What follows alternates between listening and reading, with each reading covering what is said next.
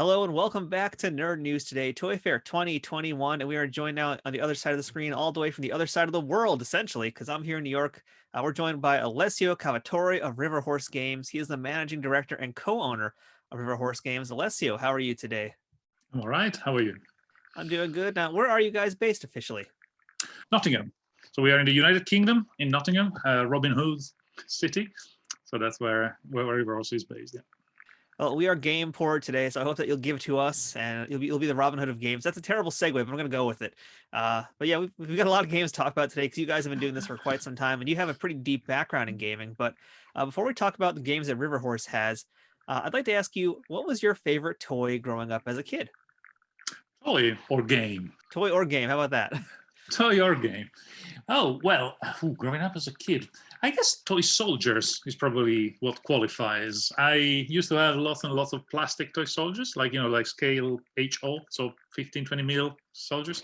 And I used to lay them out on the floor of my bedroom because there was like a checkered motif on the wooden floor. And so I kind of played games there. I started my first games there when I was really, really little. So that was like the beginnings of wargaming for you, essentially, there. Very much so, yes. And you've got a pretty extensive history working professionally in games as well, because you've designed, or I believe you're co-designed some games with Bolt Action, Warhammer 40K, a lot of other things. Would you mind just kind of giving us a little bit of information about your credentials and your background working on games as a professional? Sure. You're right. My career started, now quite, 20 some years ago with Games Workshop, where I was hired first as a translator to translate products into Italian. And then moved to the UK and worked in the design studio as a games designer. And that was like a 15 years plus career of making stuff for Games Workshop. So Warhammer, the Lord of the Rings strategy game, 40K. I worked on all of their products for quite a long amount of time. In 2010, then I went solo, founded River Horse with some other people, and we created this company, which for now over 10 years has made games and offered services to other companies that make games. So we made the games for ourselves and for other people too. So this is probably now the most controversial question I'll ask you during this whole interview, Alessio, but what faction did you play in Warhammer 40K? I started with Skaven.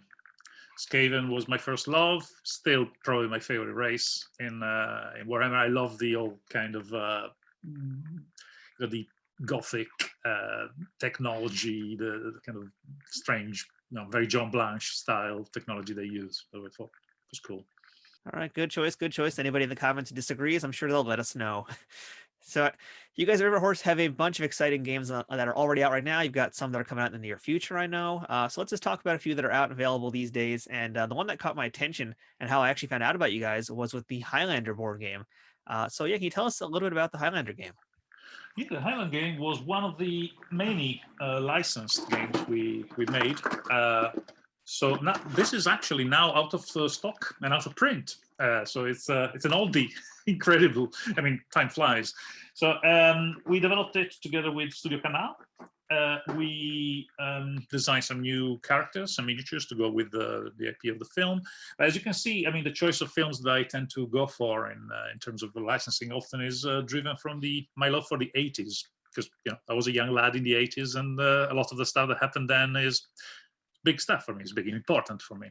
So Highlander definitely was one of them. But like we said before, obviously also the whole Jim Henson collection spawned out of that love for the 80s.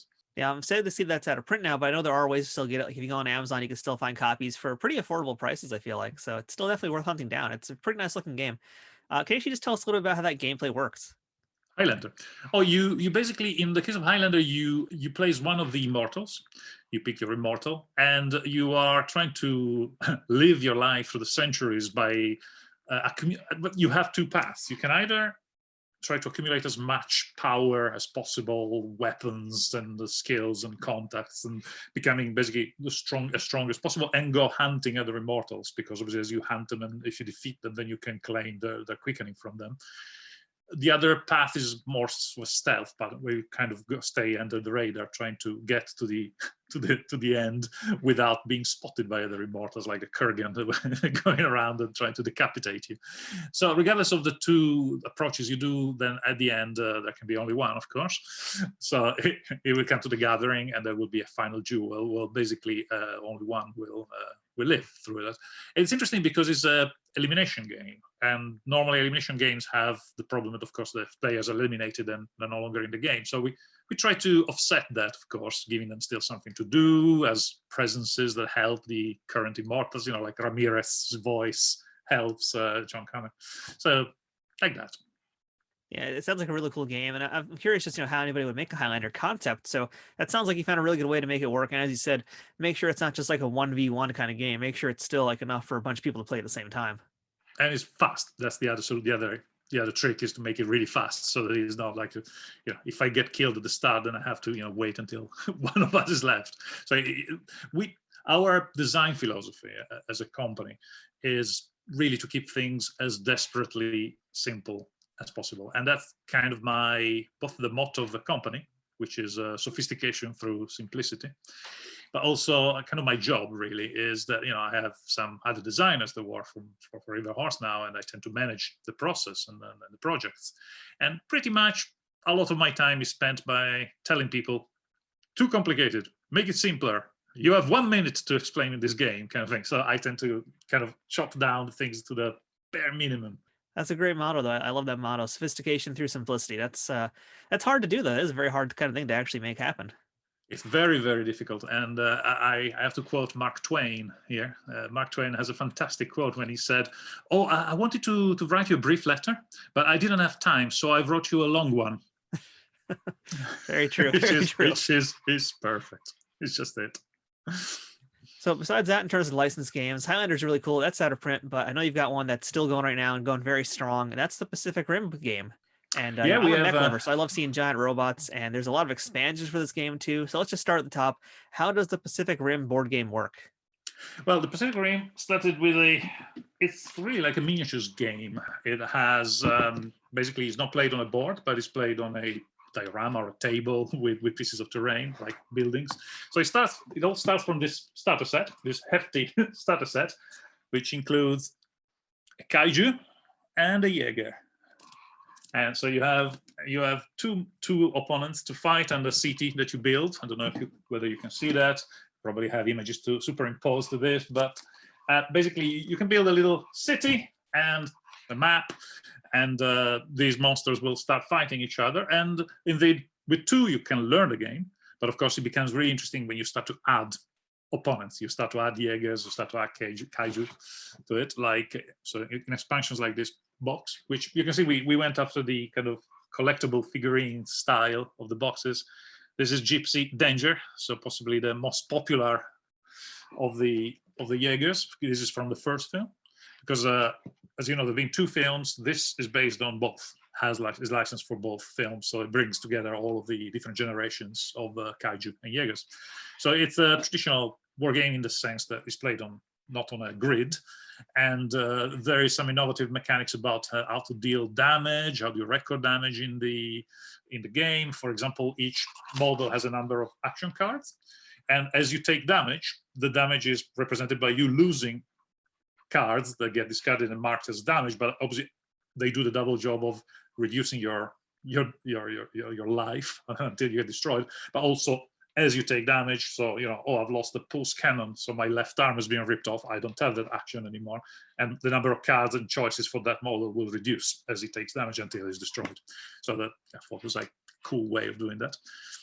It kind of reminds me of like BattleTech and the Mech Warrior games, but again, very much kind of stripped down to the core elements to make it much easier to jump into. Absolutely. No, I love BattleTech. When I was growing up, I played that a lot. And yes, this is not that level of complexity, as in you don't have like to record all the individual points of damage on the arm or on the locations, but it is represented with 6 cards. But, it's, as I said, it's boiled down to being simple, but still strategic and fun. Yeah, that's really cool. Now, is this game for more than 2 players? You mentioned it was for starting with 2 players, but how many players can there actually be total in it? Well, there's 2 factions. There's the good guys and the bad guys, or the kaiju and the Jaegers. And of course, each side could have 1 player, playing one model or several models, or indeed a bunch of friends. One of us controls one model or two models, so we can actually make a team game of a group of people against a group of people. Or even you could do a free-for-all, but that would be very messy. So normally you have two sides, but each side can be represented by as many players as you like, really, as many players as you have space for, really. In terms of the models too, by the way, we've seen a few of the models. We're going to be looking at a lot of models today because most of your games are miniature-based games. But with the Pacific Rim game in particular, are all those models pre-painted? Yes, this is the only range in our collection of games that is pre-painted. Yes, they come already ready to play. While the other board games we sell have miniatures which are not painted. Some people do paint. It's obviously not necessary. It is not. They're not war games where people tend to always paint the miniatures. So you can play them without painting them, or some people do paint them because they're fun, high-level quality miniatures, really. Yeah, they're really, really great looking miniatures. I mean, looking through the website and seeing all the different games you have, which we're going to talk about a few more here. Yeah, just really lovely miniatures all around. I'm a miniature lover in general. So like, even if I don't play the games, I'd still get them just to paint those models. They all look great. And I think one of the ones who I really appreciate actually is the Hunger Games board game, because that's got a lot of minis and those look really gorgeous. So yeah, please tell us about the Hunger Games board game. It certainly has. It's a big, big game with lots of miniatures. That is also out of print now, and yeah, out of stock, out of print. Yeah, it's starting to get to where Islander is almost there, basically. But it has a gorgeous amount of miniatures in it, and the Katniss miniatures is just so elegant. It was obviously a lot of hard work to work with such a big license, because obviously the actors have approval of their images and stuff. So it was a lot of work, but the game itself is looking gorgeous. And I think in terms of gameplay, it's possibly my favorite game we ever designed. I love the asymmetricity of it. The fact that the Imperium, the capital is such a We're getting all Warhammer right now. Yes, indeed. The bad guys are clearly called the Imperium, or not. But they are so powerful and mighty. And while actually the rebellion is a tiny band, and then it's just District 13 is not as big, but they fight in very, very different ways. They have more heroes like Katniss and all the teams of the Star Team. So you have heroes doing their missions. You have armies fighting in very different ways. So every time you play, it always comes down to very last end turn, kind of couple of dice rolls. It is very, very, very cool. I mean, obviously, I say so myself, but I think he's my favorite game they've ever designed. That does sound very interesting, and the idea of the asymmetrical gameplay also has me very interested in that too. Yeah, hopefully, again, I don't think it's that hard to track that down either, despite it being out of print. I think it's still not that difficult to actually find it. So anybody out there who wants to get it, I think you could probably find it fairly easily still, for the time being. Well, it's just, I mean, literally, we are running out of stock, or we have run out of stock. The stock is terribly low or finished. Obviously, I haven't checked the last reports, but yeah, it is running out of our stock. So get it now. So another big franchise I really like is the Terminator franchise. I know you guys have, again, several games in that range. The one, of course, I want to really discuss is that miniatures game, because once again, the River Horse miniatures knockout pieces. Can you tell us a little bit about how the Terminator game plays and what that's all about? The miniatures game Genesis, when Terminator Genesis came out, so the fifth film of the series, was our first foray into licensed games. It was actually the very first time we got a license, which was a fantastic moment for us, because until now, obviously, we were doing some oldies, indie self-produced games, but actually that was the first time we went big. Like, oh wow, we got the Terminator license, and so we made this the first thing we designed was a miniatures game, indeed, which obviously, because of my background being from Games Workshop, I instantly thought miniatures games. And that line, again, now is very old. Again, that is out of print as well. What we do more recently, is a series of board games, like the Fall of Skynet and the Rise of the Resistance, which are, more traditionally board games. We're still tons of miniatures in there. There's a lot of miniatures, which are compatible with the war game. The war game is still played, and there's online, there's a Facebook group, etc. But yeah, we don't produce any more new material for it. We made board games, and more recently, with the 6th installment, we've done a Terminator Dark Fate card game. Again, so this is a smaller product. It's a beautiful box with Sarah Connor, of course, on preeminence there, and So we've done all sorts. We have miniatures. You can play a miniature game, you can play a board game, you can play a card game on the Terminator series. There's plenty of choice. Yeah, that's one thing I noticed with a lot of the games, that there's different options for every license too. So that's really cool. You've given people different ways to play the same kind of license, whatever works better for how they want to do it.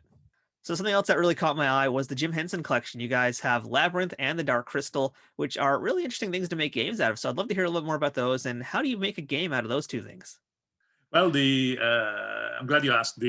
The Labyrinth board game is our piece de resistance. It's our the most successful game we ever designed by a huge factor.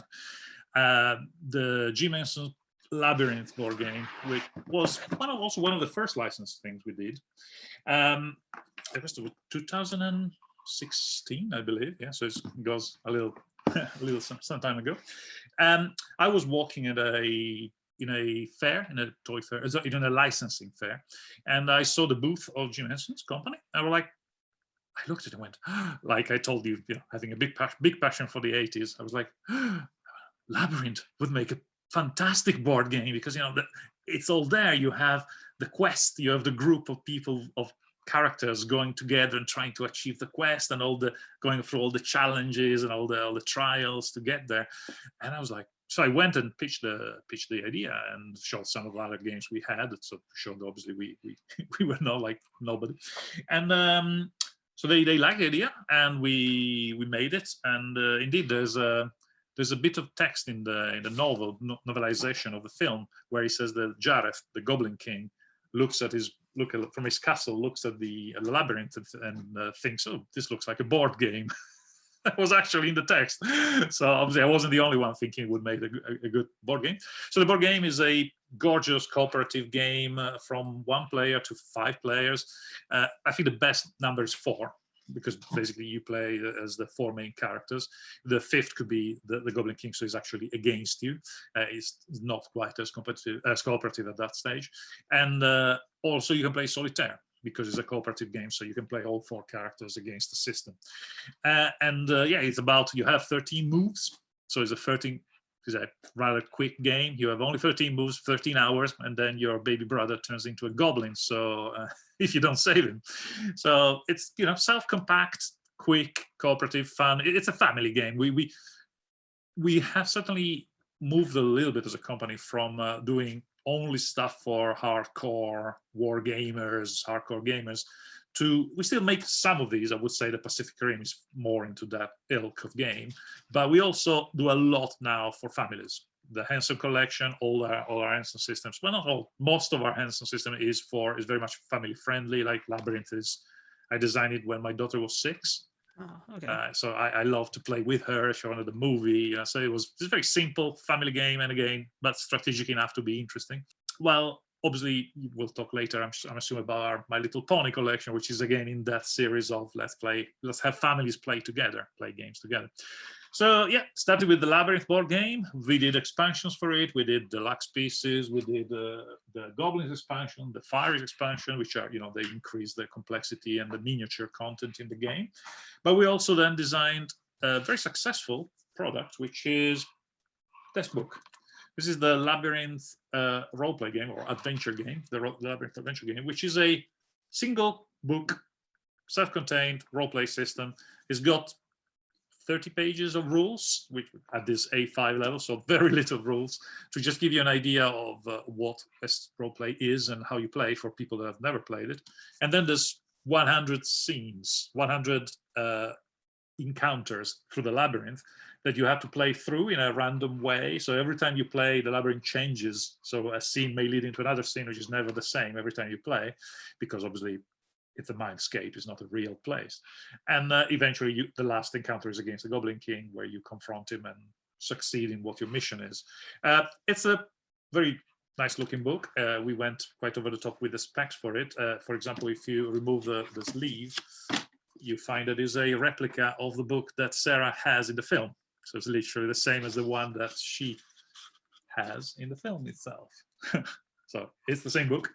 And when you open it, there's a little hole in the pages. I'm sure you'll have better images for this, but there's dice in a hole inside the book. So the book, everything is here. Lots of high quality specs like these ribbons that are used in the game. Like there's a lot of illustration. Obviously, it's difficult to show you, but again, you'll have images. There's a lot of artwork from Brian Froud, the original concept artist of Labyrinth, and from other more recent illustrators too that worked on our products like Johnny Fraser Allen. So that is this RPG concept won a couple of prizes, a couple of Emmys. So very proud. Kind of best family game last year. So that was splendid. So is that kind of like a choose your own adventure simplified RPG essentially? Not literally, no. You do still need a game master. You still need a person to run it for you. It's not simple choosing an adventure, but it's certainly a game boiled down to be simple and accessible to people that are not hardcore gamers. Hardcore gamers also love that because for them it's like a giant module, an adventure module, where they can use whatever rules they want. They can place D&D, whatever rules, but use these settings, the adventure in itself. So it pleases both type of players. It's a lot of flexibility, yeah. We have made a card game, Labyrinth, the card game, which is slightly inspired to Tarot, ancient French Tarot, which used to be a card game in the Middle Ages, and still played in France today as a card game. We made, obviously, as well as Labyrinth. Then we went into Dark Crystal. So here we go. This is the board game, Dark Crystal board game. And we also are designing right now a RPG based on the Dark Crystal, both the original film and the Age of Resistance, the Netflix series. So it will be in this format, but it will be about Dark Crystal. And we're working on it right now. So a big theme we've had for this toy fair also, we had a few different companies here working on things with Frank Frazetta. And I know you guys have some pieces as well for your own Frazetta collection. So yeah, tell us a little bit about that. Yeah, we have the license for Frazetta artwork, and we have done two different things with it. We've done a little card game, which basically is really an excuse to show as many pictures as possible. It's very simple and is full of gorgeous artwork, obviously. And then if you can see over there, that's a 1,000 pieces puzzle. We have a couple of puzzles. We have the Death Dealer, which is the best seller, clearly the most famous picture. We made one with the Barbarian. We might do another one with the Queen of Egypt. But yeah, so basically puzzles and a little card game is what we use this license for. And we already alluded to this earlier, but now I have to ask, for all the bronies out there, tell us about the My Little Pony games. I was looking up what they are. They sound really fun too, actually. So I want to hear more about that. Yes, in the same vein as the Labyrinth, as I told you, I designed it to play with my daughter when she was 6. Pretty much at the same time, of course, she started to watch this animation series, Friendship is Magic. And I thought, oh, My Little Pony, not really my thing, because I remember things from the 80s. And then I watched Friendship is Magic with her, and I was blown away. I mean, that series is amazingly good. It is just, it's modern animation in the kind of Disney style where the grown-up get all sorts of subtext and jokes, and like a good example is Twilight Sparkle, the main character, the main pony. At a certain point they're facing some winter. It is a fantasy setting with castles and magic and manticores, so it's very fantasy, high fantasy, so perfect for an RPG. But there's a scene where she looks at these winter creatures they're facing, and she looks at the camera and goes, "Winter is coming." So obviously my daughter, 6-year-old, doesn't get the joke, and I go, "Ooh, winter is coming, right?" I see what they're doing here. So a very enjoyable show, and as a geek, again, I thought, "Ooh, this makes a perfect RPG." So we pitched the concept to Hasbro, and we got there and made this series of books. There's a rule book, there's lots of adventures, there's expansion books like the Bestiary, and they're all very, very family friendly. Again, it's a good place to start with. So this is the rule book, and it's a very good place to start to adventure in Equestria, and to start to teach your kids about RPG. I mean, this book has the rules, an adventure, everything you need. And then we made other books, like probably the best seller after the rule book is the Bestiary of Equestria. It has all the creatures, all the ponies, all the fantastical creatures, and so even if you don't play the game, that book is a must if you like the series.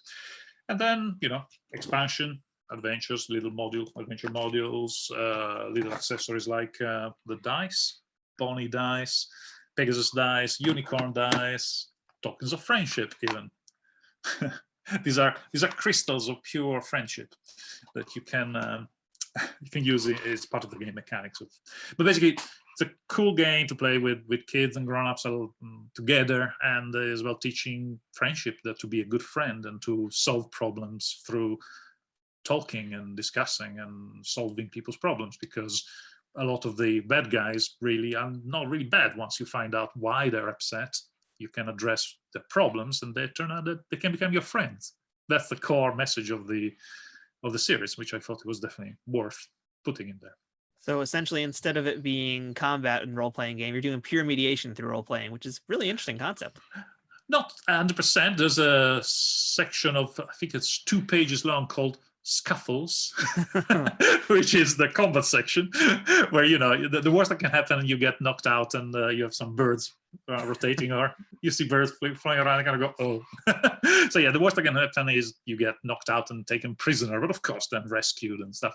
But so violence is very, very little there, and it's definitely not encouraged. It is definitely not the thing you're trying to do. You're trying to become a friend. That's the whole point. Well, friendship is magic after all. It is indeed. So that's basically what you guys have right now for licenses that are already out or has been out for a while. But you guys also have a few original games of River Horse that I think are pretty interesting too. You've got Taranga, you've got Shuro. So can you tell us a bit about what the originals are River Horse has released? Well, the 2010 is really, Shuro was the first game we ever made. Oh, way back. Yes, it was the very beginning. You know, when I said at the beginning that we would do some indie small games before we hit it big with Terminator and then bigger with Labyrinth.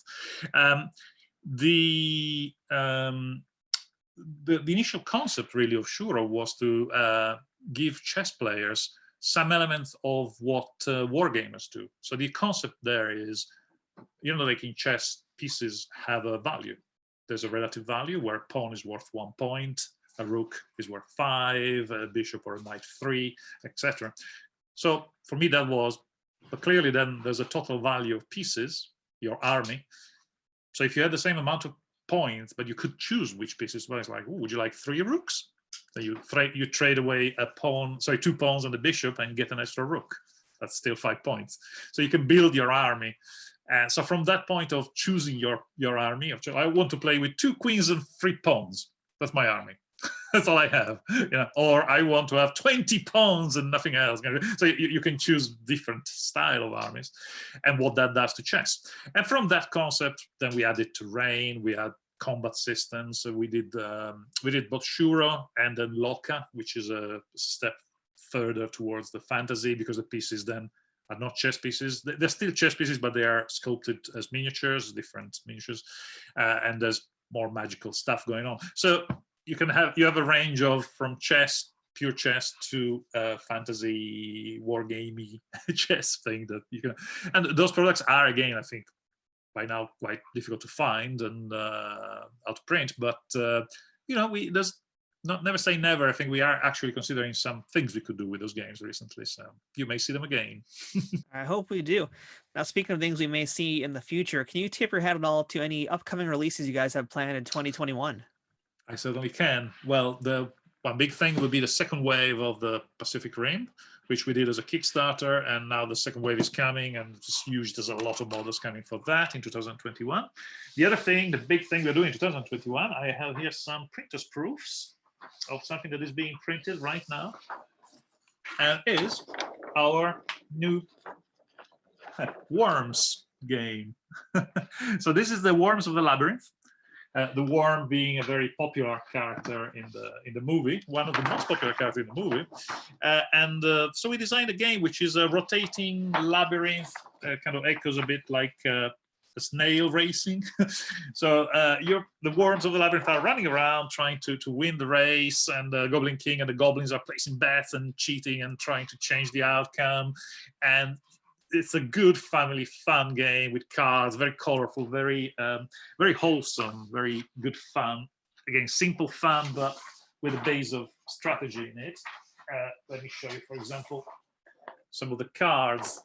This is some of the cards you use, which feature gems, feature tricks and things that the goblins and the Goblin King can do. twists board that rotates and changes, or walls that move around as you try to get out. And also, for the first time, we've gone into a new field, and we made basically what is called an Alexa skill, which basically means that you can talk to your smart speaker and say steady, ready, steady, warm, and the app, the skill, we call it an app, but technically it's a skill, Alexa skill, will read you a card, a random card. So new event, new kind of things that will twist slightly the game, a new events effectively, which means the game is game. Never the same, can be changed. We can change those things, so we can create more, add to the variety of it. And you can decide not to use it. You don't have to. Basically, you just remove the 5 Alexa cards from the deck. There is no, but that's an extra level you can add to the game. So that was an interesting thing we tried. We also designed a game specifically for Alexa. It's called Void Warper. It's a play your own adventure, but you just verbally speak with the machine. So you say, what would you like to do? A space adventure, classic space opera. Would you like to go this way or that way? Would you like to go to this sector or that nebula? Blah blah blah. Well, thank you so much, Alessio, for that presentation. You guys had a lot of really cool, interesting concepts. And I like how you said earlier, sophistication through simplicity, because hearing you talk about the games absolutely sounds like, there's a lot of really unique concepts, but you presented it in such a way that it sounds like I can just get this books, get those board games, pick it up and basically play it almost immediately. We try. So for folks out there who want to know more about River Horse and want to pick up some of the games you talked about today, where can they go to find out more about you? Well, the website riverhorsegames.com is our website, but we prefer actually if people buy games from local friendly gaming stores, because actually there you can go there, you can you can try the games with the owners, with the people at the store. You can also, they would order it in for you, so you save on shipping rates from, because obviously great if you order it from us, thank you for your support, but actually for you is normally better if it's also funnier to get and engage, meet other players. Obviously these days with the old pandemic thing is a bit more difficult, so perhaps for the moment riverhorsegames.com is the place to start.